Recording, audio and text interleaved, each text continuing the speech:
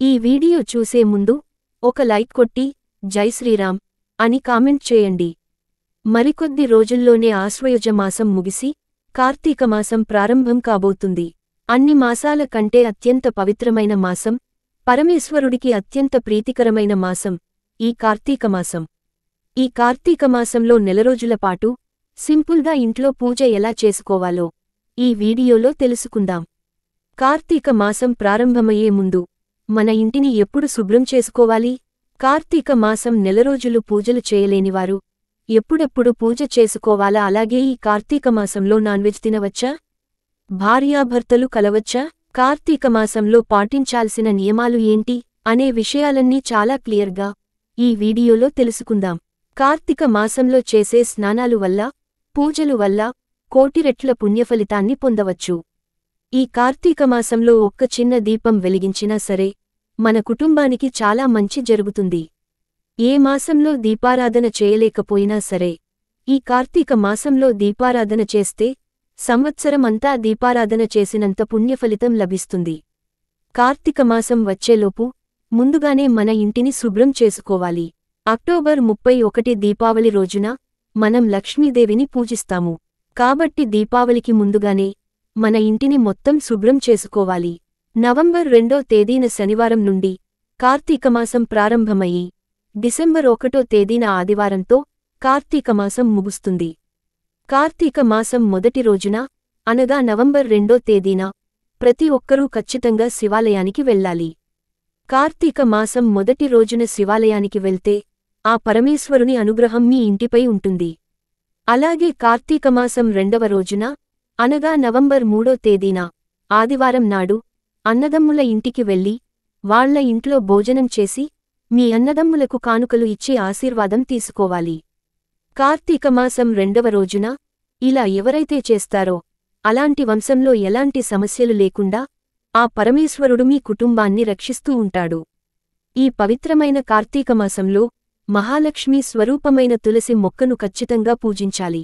తులసి చెట్టును లక్ష్మీదేవిగా భావించి పూజలు నిర్వహించాలి. తులసి మొక్కలో సమస్త దేవతలు కొలువై ఉంటారు. కాబట్టి కార్తీక మాసంలో తులసి పూజ చేస్తే సకల దేవతలను పూజించినట్లేనని వేద పండితులు చెబుతున్నారు. ముఖ్యంగా కార్తీకమాసంలో వచ్చే ద్వాదశి నాడు తులసి పూజ చేస్తే ఐశ్వర్యవంతులవుతారని, లక్ష్మీదేవి అనుగ్రహంతో త్వరలో ధనవంతులవుతారని వేద పండితులు చెబుతున్నారు. ఈ కార్తీకమాసంలో జిల్లేడు పూలతో శివుడిని పూజిస్తే ఆ పరమేశ్వరుడు తొందరగా కరుణిస్తాడని విశ్వాసం.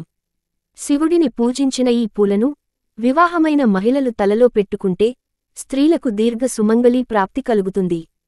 శివపూజలో ఎరుపు రంగు పువ్వులను ఉపయోగించకూడదు. కార్తీకమాసంలో ప్రతిరోజు స్నానం చేసిన తర్వాత పూజ గది ముందు కూర్చుని ఓం నమః శివాయ అనే మంత్రాన్ని 108 సార్లు జపించాలి. ఈ 5 అక్షరాల మంత్రం చాలా శక్తివంతమైనది. కార్తీకమాసంలో ఈ ఒక్క మంత్రం చదివితే శివానుగ్రహంతో మీ ఇంటికి అఖండ రాజయోగం లభిస్తుంది. కార్తీక మాసంలో వచ్చే ప్రతి శుక్రవారం నాడు ఇంట్లో సాంబ్రాణి ధూపం వేయడం వల్ల మీ ఇంట్లో ఐశ్వర్యం పెరిగి మీ కుటుంబంలో సుఖసంతోషాలు పెరుగుతాయి. ఈ కార్తీక మాసంలో శివలింగానికి బిల్వ దళాలను సమర్పిస్తే స్వర్గలోక ప్రాప్తి కలుగుతుందట. కార్తీక మాసం అయిపోయేలోపు ఖచ్చితంగా ముల్లంగి దుంపను తినాలి. కార్తీక మాసంలో ముల్లంగి దుంపను తింటే చాలా మంచిదట. అన్నిటికన్నా ముఖ్యంగా ఈ కార్తీక మాసంలో ఒక్క రోజైనా సరే పుణ్యనదుల్లో స్నానం చేస్తే మనం తెలియక చేసిన పాపాలన్నీ తొలగిపోయి శివుని ఆశీర్వాదంతో అఖండ కుబేరయోగం లభిస్తుంది. అష్టైశ్వర్యాలు లభిస్తాయి. కాబట్టి ఈ కార్తీక మాసంలో తప్పకుండా నదీ స్నానాలు చేయండి. కార్తీక మాసంలో కనకధార స్తోత్రం పఠించడం వల్ల విశేషమైన ఫలితాలను పొందవచ్చు. కార్తీక మాసంలో కనకధార స్తోత్రం చదివితే మీ జీవితంలో ఉన్న కష్టాలన్నీ తొలగిపోతాయి. సంతోషకరమైన జీవితాన్ని గడుపుతారు. కార్తీక మాసంలో శివునికి పూజ చేసే భక్తులు మాంసాహారానికి దూరంగా ఉంటాయి. అలాగే ఉల్లిపాయ, వెల్లుల్లి వంటి వాటిని కూడా దూరంగా ఉండాలి. ఈ కార్తీకమాసం పూజలు జరుపుకునేందుకు విశిష్టమైనది. ఈ కార్తీక మాసంలో కార్తీక పురాణం చదివిన వారికి, విన్న వారికి 7 జన్మల పుణ్యఫలం దక్కుతుందని, వివాహిత స్త్రీలకు వైధవ్యం రాదని నమ్మకం. కార్తీక మాసంలో వచ్చే సోమవారానికి చాలా విశిష్టత ఉంటుంది. కాబట్టి ప్రతి కార్తీక సోమవారం రోజున తెల్లవారుజామునే ఇంట్లో స్నానం చేసేసి బ్రహ్మ ముహూర్తంలో ఇంట్లో పూజ చేసుకోవాలి. అయితే ఈ కార్తీక మాసంలో ముందుగా కార్తీక స్నానాలు చేయాలి. కార్తీక స్నానం అనేది తెల్లవారుజామున బ్రహ్మ ముహూర్తంలోనే చేయాలి. కార్తీక మాసంలో ఉదయం 4 గంటల నుండి 5 గంటల్లోపు కార్తీక స్నానాలు చేయాలి. మీకు వీలుంటే ఏదైనా నదుల దగ్గర వెళ్లి కార్తీక స్నానాలు చేయాలి. నదులు అందుబాటులో లేనివాళ్లు మీ ఇంట్లోనే స్నానాలు చేయవచ్చు. ఇంట్లో స్నానాలు చేసేటప్పుడు నీటిలో కొంచెం పసుపు కాని గంగాజలం కాని వేసుకుని స్నానం చేస్తే పుణ్యం నదుల్లో స్నానం చేసినంత ఫలితం లభిస్తుంది. అయితే ఈ కార్తీకమాసంలో పూజలు చేసేవాళ్లు చన్నీటి స్నానమే చేయాలి. ఆరోగ్యం బాగోలేని వాళ్లు మాత్రం గోరవచ్చని నీటితో స్నానం చేయవచ్చు.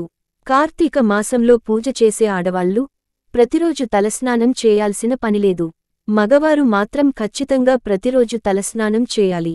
ఆడవాళ్లు మాత్రం ప్రతి 2 రోజులకు ఒకసారి లేదా 3 రోజులకు ఒకసారి తలస్నానం చేసి ఇంట్లో పూజలు చేసుకోవచ్చు.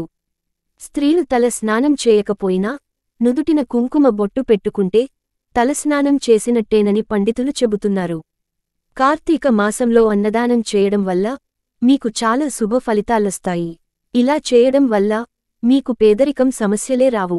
ఈ మాసంలో దంపతులు బ్రహ్మచర్యం పాటించాలి.